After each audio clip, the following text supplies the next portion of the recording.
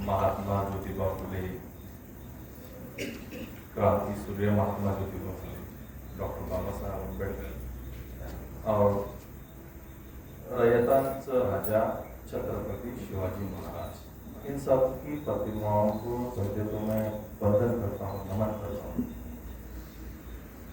अब भीमपुत्र टेक्सास द्वारा गायकवाड़, ये भीमपुत्र उपाधि जो है ना, ये तो सब डॉक्टर बाबा साहब अम्बेडकर की विचारधारा उनमें कूट कूट कर भरी हुई है, उनकी आदतों को, उनके अखलाक सारे भरे, इसीलिए तो मिली हुई है। अब इनके पास में एक और वारसा है, इनके पास में है सत्य शोधक महात्मा ज्योतिबा फुले। अब महात्मा ज्योतिबा फुले द्वितीय डॉक्टर भीमपुत्र टेक्सास द्वारा गायकवाड़, क्योंकि ये जो क्रांतिकारी विषय है, ये हम तो है ना कहीं बाजार में बात नहीं कर सकते, वाले साहब समझ सकते हैं बात को, और इनकी वजह से आज हम जैसों को कुछ बोलने का मौका मिला। और सर, और ऐसे ये जो शिवोत्सव है, यही पहले था जिसको आज यहाँ पर इन्होंने ऐतिहासिक पर शुरू किया, और इनका संकल्प है अगले साल सारे महाराष्ट्र के अंदर में करें इसको। और कुछ दिन पहले दादा का फोन आया, देखिए मुझे बात करना नहीं आता है, जो भी आता है टेक्सास दादा ने सिखाया है। कुछ दिन पहले फोन आया और उन्होंने कहा कि तमीर भाई, आपको स्वराज्य में मुस्लिम बागवान से योगदान, इस विषय पर कुछ व्याख्यान करना है। अब दादा मैं कर पाऊंगा? बिल्कुल कर पाएंगे, करो। अब मैं खड़ा हूं आपके सामने, जो आता है जैसा आता है सुन लीजिए। उस वक्त को समझने के लिए अपने को उस वक्त का जो गांव की हालत थी उसको जानना थोड़ा जरूरी है। उस वक्त में क्या था साहब, छोटी छोटी रियासतें थी, जैसे यहाँ पर आदिल शाह है, ये कुतुब शाह है, ये वो है, मुगल है। तो गांव का जो सिस्टम था वो चलता था सिर्फ दो लोगों पर, एक था कुलकर्णी और एक था पाटिल। ये लोग क्या करते थे कि हर साल में खेत का जो लगान है, जो फसलें बनती थी, जबरदस्ती उनके पास से वसूल करना। मान लीजिए एक बंदे के पास में एक 4-5 एकड़ खेती है, उससे बोलेंगे आपके उसको देना है 5 गोनी जवाब देना, अब वो देना होता था एक, और उसमें होशियार जो है पढ़ना लिखना जानने वाला, वो लेता था 3, पाटिल साहब को देता था 1, वो मर गया, 5 बोला उसको देना था। तो तरस थे सारे, तरस थे, और हालत एकदम बस से बदतर जा रही थी। और यहाँ पर हुकूमत किसी की भी हो, जैसे चलते हर वक्त में लड़ाइयाँ होती थी, और फौज कभी यहाँ से वहां जा रही है। अभी वो फसल आई हुई है, फसल के अंदर से उनका फौज चली जा रही है और रौंदते हुए। अब एक किसान से आप पूछ सकते हैं उसकी फसल के बारे में, वो अपने बच्चे की तरह ना उसको बढ़ाता है, और जब वो मुंह तक आया है वाला, उसको आप रौंद देंगे घोड़ों के टापों के तले, तो आप सोच लीजिए उसका क्या हाल। तो इसी मामले से ना सारा प्रॉब्लम है, सारे लोग परेशान थे। और ये हमारे राजमाता जिजाऊ बहुत पहले से देख रहे थे इस स्थिति पर, कुछ करने की स्थिति में नहीं थे। जब उनके पास में पावर आया, जब हमारे छत्रपति शिवाजी महाराज का जन्म हुआ, उस वक्त में उन्होंने जो ट्रेनिंग उनको देना है, एक में गुरु शिवाजी महाराज के, एक में गुरु राजमाता जिजाऊ, बाकी सब बकवास। अब उन्होंने राष्ट्रभक्ति को और ये शोषित वंचितों की समस्याओं को इनमें कूट कूट कर भरा। तो यह आए राजा बने जिनको पूरी दुनिया मानती है यार। ये जो महापुरुष है ना, इनको है ना एक साजिश के तहत है ना एक चौकट के अंदर में कैद किया है कि ये बस इतने लोगों के कि वो ऐसे थे, वो मुस्लिम विरोधी थे। अब मुस्लिम विरोधी कैसे रहेंगे साहब? इनके जो दादा थे ना, मालोजी राजे भोसले, ये अहमदनगर के अंदर में है ना एक दरगाह है, जो दरगाह का नाम है शाह शरीफ, आज भी दरगाह है। वहां के निस्सिम भक्त थे वो, उन्हीं के नाम पर उन्होंने अपने बेटे का नाम, 2 बेटे थे उनको, शाहजी शरीफ जी, शाहजी शरीफ जी उनके नाम पर रखा। अगर वो विरोधी होते क्या ये नाम रखते? फिर ऐसे ऐसे शाहजी महाराज की संतान थे हमारे छत्रपति शिवाजी महाराज।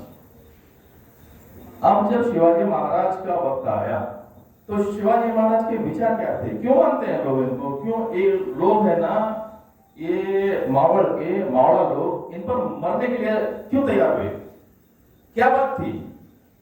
देखना चाहिए ना हमको। सिर्फ अब उनका बड़ा राजा था, क्या बड़ा राजा था, क्या बड़ापन था, वो देखना बहुत जरूरी है।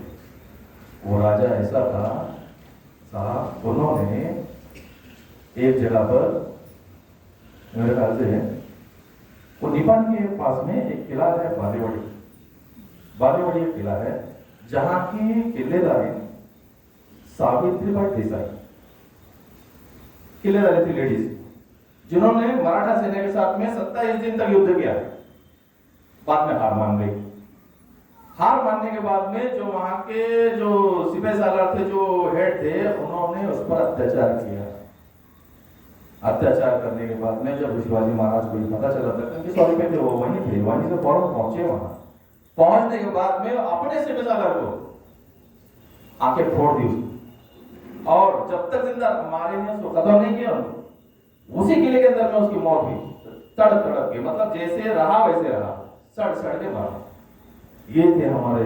अब ये खबर जब मावड़ा के अंदर में फैली, पहले जमाने में सब जब सेना यहाँ आया करती थी ना, तो वो देखा नहीं करते थे कि क्या है, कि किसी लड़कियां घूम रही हैं, उठाओ लो अत्याचार करो उन पर, ये सब चलता था पहले। अब जब हमको राजा ऐसा मिला कि अपने आदमी ने किए हुए गुनाह को उन्होंने वही सजा दे दिया, तो कितना खुश हो गए हो और अपने आप को कितना धन्यता महसूस करेंगे। फिर ऐसे राजा के लिए मरेंगे नहीं। अब ये तो हुआ औरतों की इज्जत के ताल्लुक से। और एक बात, कल्याण के सूबेदार की बहू, कल्याण पर सवारी करें महाराज ने और जीत हासिल की। जीतने के बाद में है ना, रायगढ़ अपनी राजधानी की, वहां पर सारा सामान लाया गया। उसके साथ में उसकी बहू को भी, कल्याण के सूबेदार की बहू को भी, जो काफी खूबसूरत थी, उसको लाया गया और महाराज के सामने पेश किया गया। महाराज ने उस खूबसूरत मुस्लिम बहू को देखा, देखते के साथ में उनके तारीफी अल्फाज हैं सर। उन्होंने कहा, वाह, अगर हमारी माता, हमारी माँ ऐसी खूबसूरत होती, ऐसी गोरी होती, तो हम भी ऐसे गोरे होते। ये एक परधर्मीय, जिस तरीके से चित्र बताया गया, परधर्मीय औरत, दुश्मन की औरत, उसके अंदर में अपनी मां को देखने वाले हमारे छत्रपति शिवाजी महाराज।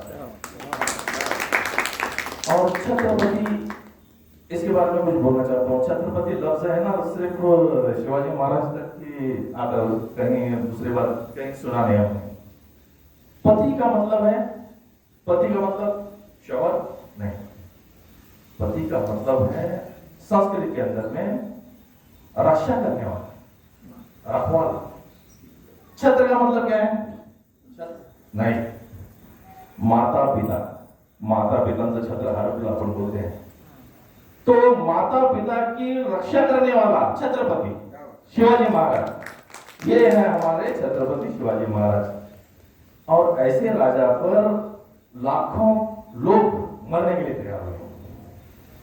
अब मैं मुसलमानों पर बताऊं, राजधानी रायगढ़ पर जब जगदेश्वर का मंदिर बांधा गया और महाराज वहां पर थे, वो देखे उन्होंने कि कुछ लोग नमाज पढ़ रहे हैं, किले के ऊपर है ना, उनके सैनिक के अंदर मुसलमान भी काफी थे, वो नमाज पढ़ रहे हैं ओपन में।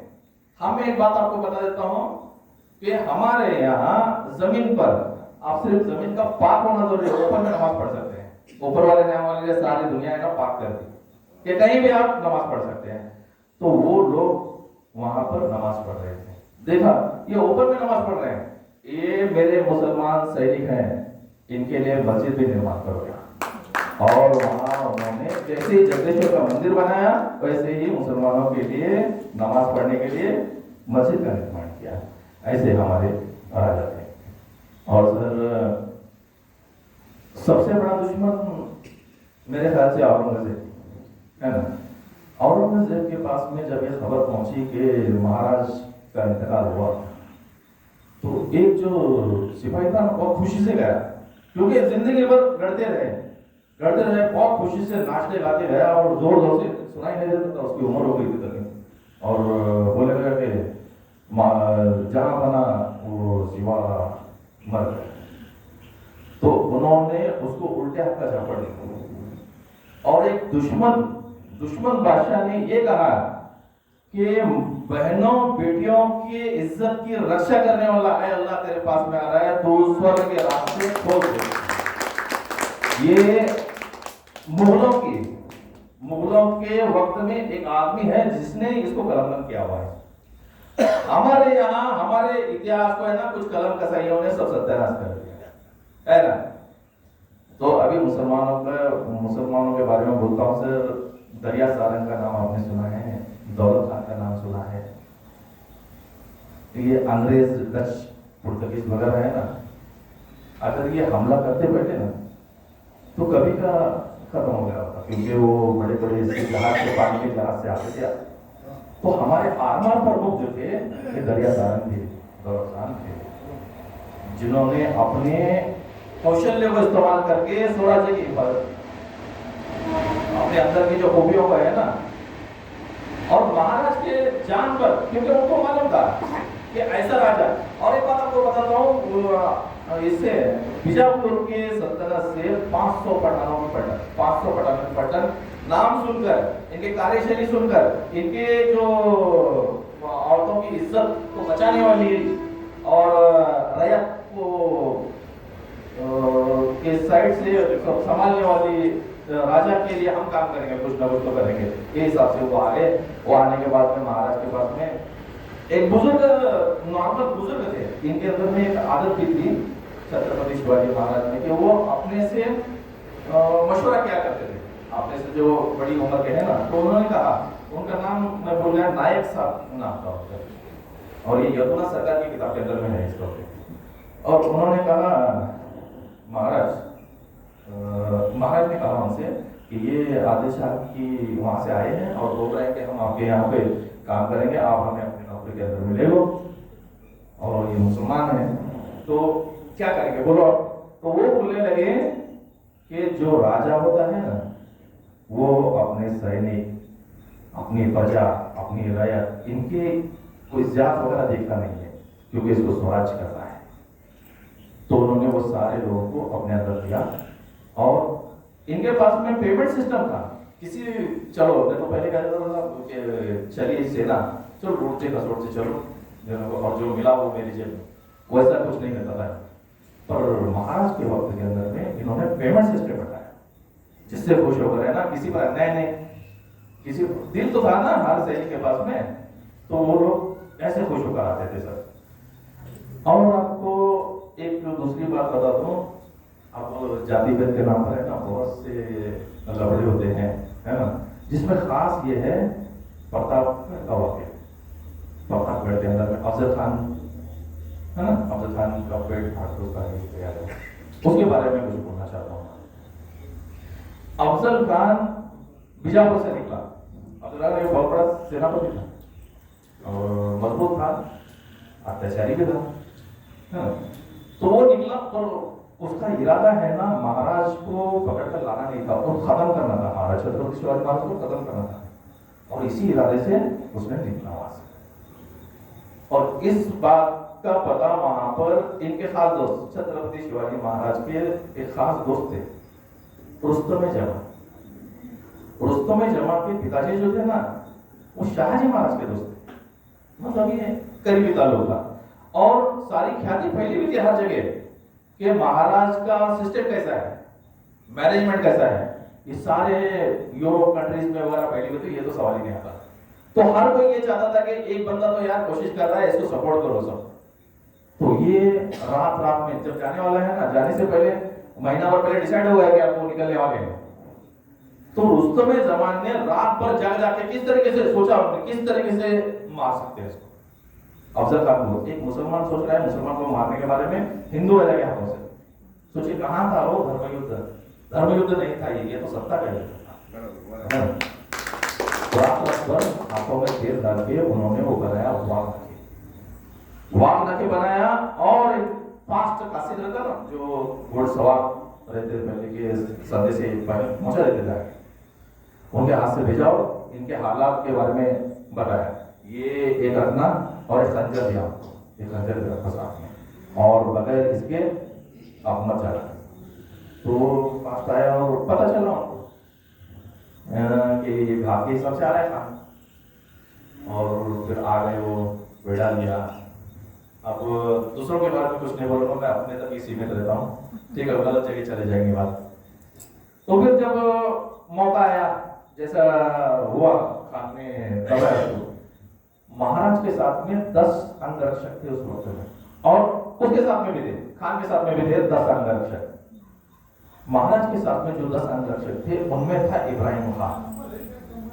इब्राहिम खान अंगरक्षक था। सर अंगरक्षक क्या कर सकता है ऐसे मौके पर? एक मुसलमान, अगर आप शक की नजर से देखते हो, महाराज नहीं देखते थे शक की नजर से, वो कुछ भी कर सकते थे, है ना। अभी सारा, अब उस वक्त का नजारा थोड़ा देखिए, सारे सैनिक हैं उनके घेरे में, महाराष्ट्र में 10-12 लोगों के साथ में नीचे आए हुए हैं, अंगरक्षक मुसलमान है, सामने बादशाह मुसलमान है।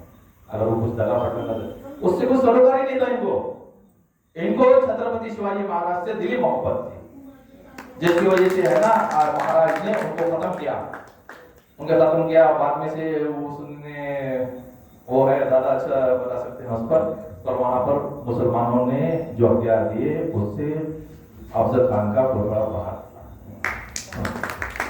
और दूसरी बात बताना चाहता हूं मैं, तो आगरा के अंदर जब यहाँ पर तय हुआ, सुलह हुई। अब सुलह के जो मसूदे हैं वो सब तय हुए, पर उन्होंने इल्तिजा की मिर्जा राजा सिंह ने कि चलो बादशाह से मिलेंगे। बादशाह से मिलने गए तो वहां पर उनकी नाकदरी हुई, जो हमको बर्दाश्त नहीं हुआ, और राजा ने वहां पर बोलने पर उसको गुस्सा आया और उन्हें उनको अरेस्ट किया। अरेस्ट करने के बाद भी इनके पास में युक्तियां थी। अब इन्होंने बीमारी का बहाना बनाया, तब इनके साथ में 300 घुड़सवार थे, कहा जाता है 300 घुड़सवार थे, वो बाहर थे, मगर इनके तो सेवक थे। एक था हीरोजी फर्जन, उसी कास्ट उसी कास्ट का, और एक था मदारी मेहतर सेवा में लगाने का था हमेशा, और वो बीमार का नाटक कर रहे हैं।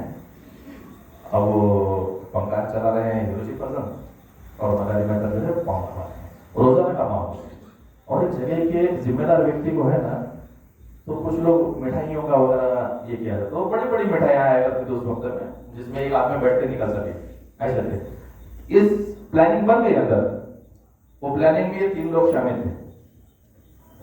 अब इनका मदारी मेहतर को फारसी आती थी, और उस वक्त में फारसी का चलन ज्यादा था, तो उन्होंने जो पहरेदार थे उनसे अपना ताल्लुक बढ़ाया, महाराज की तबीयत कैसी है, वैसी है, थोड़ा गड़बड़ करके उसके साथ में थोड़ा ताल्लुकात ये करने के बाद में जब बहुत कुछ करना पड़ा उसको, तब जाके शिवाजी महाराज को वहां से निकलना आसान हुआ।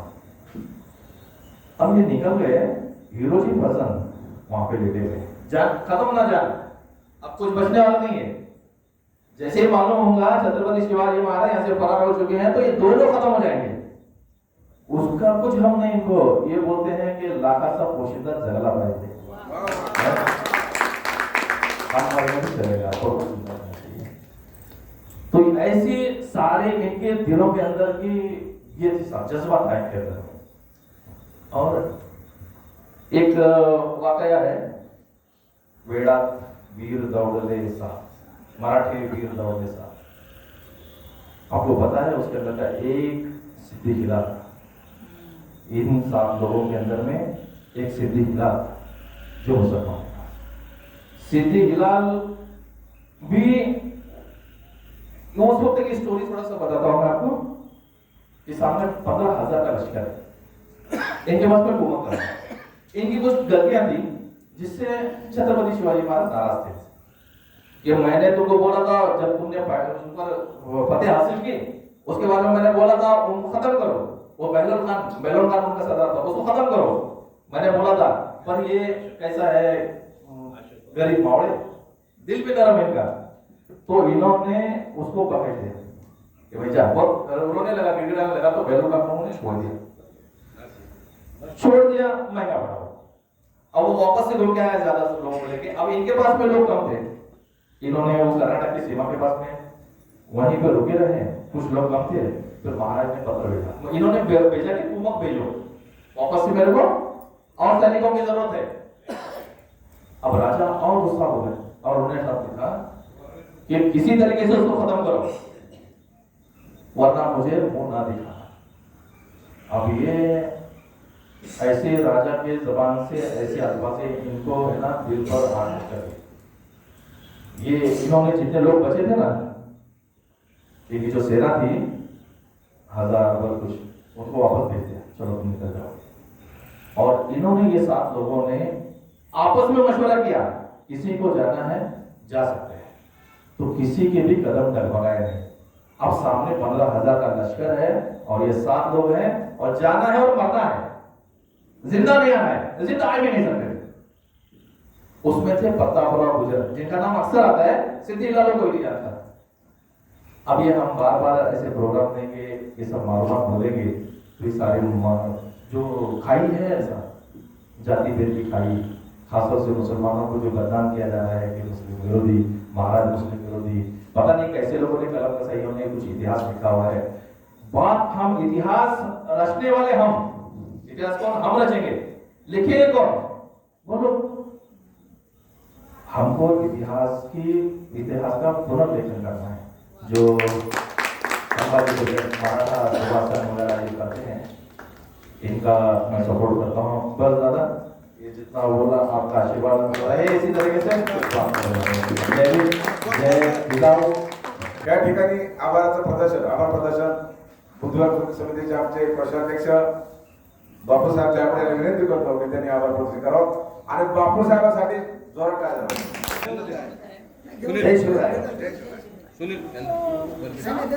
फुलवाडी भूषण बहुजन प्रतिपादक छत्रपती शिवाजी महाराजांचा विजय असो।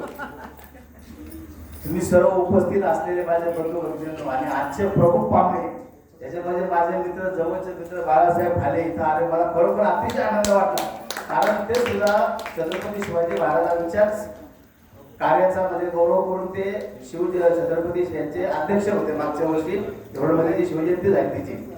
आणि दुसरे आमचे मित्र आहेत दिलीप देशमुख साहेब, हे सुद्धा त्या राहणारे शाळेमध्ये राहत होते, जावळे शाळेमध्ये, त्या शिवाजी विद्यालयात मी शिकत होतो, तिथेही ते शिकत होते आणि त्यांचा उपक्रम मी त्यावेळेस सुद्धा पाहिलेला होता। त्याचप्रमाणे आजचे खरे व्याख्याते आमचे तन्वीरभाई मुलावर, यांची माझी ओळख फार जुनी आहे, पण त्यावेळेस त्यांचं क्षेत्र वेगळं होतं आणि आज त्यांचं क्षेत्र फार वेगळं आहे। आणि दादा तुम्ही खरोखर तुमच्या इथे जे येतात ना ते घडले जातात आणि इथं उपस्थित सर्वच।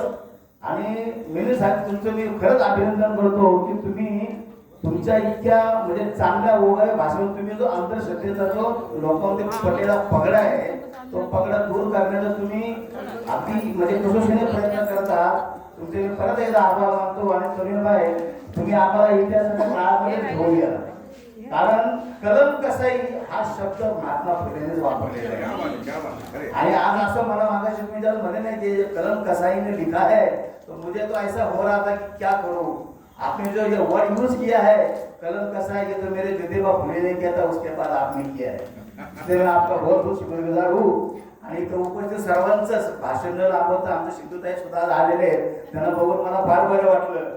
तसेच आमचे तंत्रबाळे साहेब, कारण त्यांनी मगाशी त्यांचं स्वागत केलं ते मला फार बरं वाटलं, कारण ते प्रत्येकाला असं स्वागत करत असतात। तरी तुम्हाला सर्वांचे परत आहे, तुम्ही पण घेऊन येऊ द्या, तुमची कल्पना, तुमचं आदेश मान्य करू आणि तुमचं पण लग्न लावलं पाहिजे उद्या। आणि दादांचा परत एकदा मी आभार मानतो, कारण खरोखर हे विरोधाच्या प्रवाहामध्ये मला जसे धर्मभाव म्हणले की हे काही साधी आणि सोपी गोष्ट नाही। परवा जेव्हा आपली मिरवणूक निघाली त्याच्यामध्ये बऱ्याचशा लोकांना कौतूहल वाटलं की हा काय प्रकार आहे। आज गणेश उत्सव आहे, गणेश उत्सवाचे लोक मिरवणूक काढतात मध्ये आणि हा शिवोत्सव आज प्रकार काय.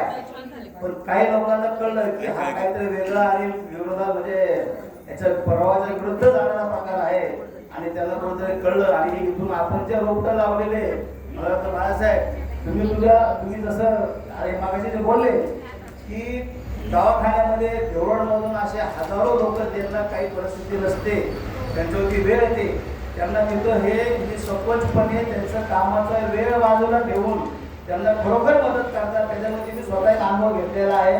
माझा एक पेशंट तिथं होता वायसीमध्ये बाळासाहेबाला फोन केला मला बाबा असं झालेलं आहे त्यांनी नाही का डॉक्टरांना फोन केला आणि वस्तू तिथे म्हणून त्यांचं परत एकदा आम्ही अभिनंदन करतो. इथं असलेल्या उपस्थित आमच्या चॅनलचे तुमचेही आभार मानतो आणि दादा गायकवाड दादांनी खीर आणि आमच्या मीनाताईंनी खीर आणल्याबद्दल तुमचेही आभार मानतो आणि हा कार्यक्रम संपला असं जाहीर करतो. सगळ्यांनी एक आपले एकत्र एक फोटो घ्यायचा बरं का, सगळं जाऊ नका.